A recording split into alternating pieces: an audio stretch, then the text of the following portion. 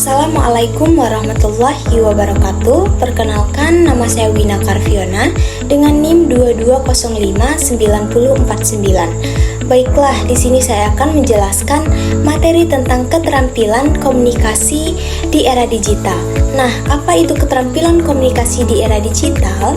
Keterampilan komunikasi di era digital mengacu pada kemampuan untuk berkomunikasi secara efektif menggunakan teknologi digital. Ini melibatkan penggunaan berbagai alat dan platform online seperti email, pesan teks, media sosial, dan video konferensi untuk berinteraksi dengan orang lain. Dalam era digital, keterampilan komunikasi sangatlah penting untuk membangun hubungan yang baik, mempromosikan diri, dan mengembangkan kerjasama yang efektif. Dalam komunikasi, ada 4 keterampilan yang harus dimiliki oleh seseorang saat berkomunikasi. Yang pertama yaitu mendengarkan. Nah, keterampilan mendengarkan ini merujuk pada kemampuan individu untuk memahami dan mengerti pesan yang diberikan oleh orang lain. Contohnya, seperti mendengarkan dapat dilakukan melalui panggilan video atau audio, di mana seorang memberikan perhatian penuh pada lawan bicaranya dan menghindari gangguan. Keterampilan mendengarkan yang baik memungkinkan seseorang untuk memahami dengan lebih baik pesan yang disampaikan oleh orang lain, membangun hubungan yang lebih baik, dan menghindari kesalahpahaman. Yang kedua itu berbicara. Keterampilan berbicara merujuk pada kemampuan individu untuk menyampaikan pesan dengan jelas dan mengutamakan persepsi orang lain. Dalam era digital, berbicara penting untuk mengutamakan persepsi orang lain dan memahami bagaimana mereka menerima pesan. Contohnya dalam rapat online, seorang harus dapat mengungkapkan pendapatnya dengan jelas dan menggunakan bahasa yang sesuai. Keterampilan berbicara yang baik dalam komunikasi digital memungkinkan seseorang untuk menyampaikan ide dan pendapat dengan jelas dan efektif, yang mempengaruhi orang lain dan membangun hubungan yang lebih kuat. Yang ketiga yaitu membaca.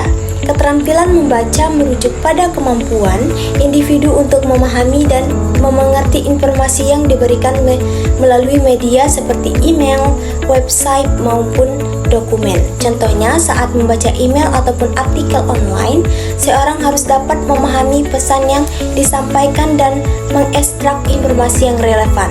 Keterampilan membaca digital memungkinkan seseorang untuk memperoleh informasi yang relevan dan penting dari berbagai sumber online dan meningkatkan pemahaman dan pengetahuan serta memperluas wawasan. Yang keempat yaitu menulis. Keterampilan menulis merujuk pada kemampuan individu untuk membuat dokumen, email, dan pesan yang jelas dan terstruktur dan dapat dipahami bagaimana orang lain akan mengerti dan menggunakan informasi yang kita berikan. Contohnya itu saat menulis email atau posting media sosial, bahasa yang jelas, tata bahasa yang benar, dan gaya penulisan yang sesuai. Keterampilan membaca digital ini memungkinkan seseorang untuk memperoleh informasi yang relevan dan penting dari berbagai sumber online, meningkatkan pemahaman dan pengetahuan serta memperluas wawasan. Nah, di antara 4 keterampilan tersebut, yang paling dominan seharusnya memiliki pemimpin agar dapat menjalankan fungsinya secara efisien dan efektif. Nah, menurut penelitian yang saya baca, salah satu keterampilan yang paling dominan yang seharusnya dimiliki oleh seorang pemimpin agar dapat menjalankan fungsinya secara efisien dan efektif adalah keterampilan komunikasi. Keterampilan komunikasi yang efektif memungkinkan seseorang pemimpin untuk berinteraksi dengan timnya dengan baik, memahami perspektif mereka, dan mengkomunikasikan visi dan tujuan dengan jelas. Sebagai seorang pemimpin, memiliki kemampuan untuk menerapkan teknik diskusi, menafsirkan bahasa tubuh, dan berkomunikasi secara tertulis sangat penting. Kemampuan ini memungkinkan seseorang pemimpin untuk membangun hubungan yang baik dengan timnya, memahami emosi dan perasaan mereka, dan merespon interaksi berdasarkan pemahaman tersebut. Baiklah, hanya itu yang dapat saya sampaikan. Wassalamualaikum warahmatullahi wabarakatuh.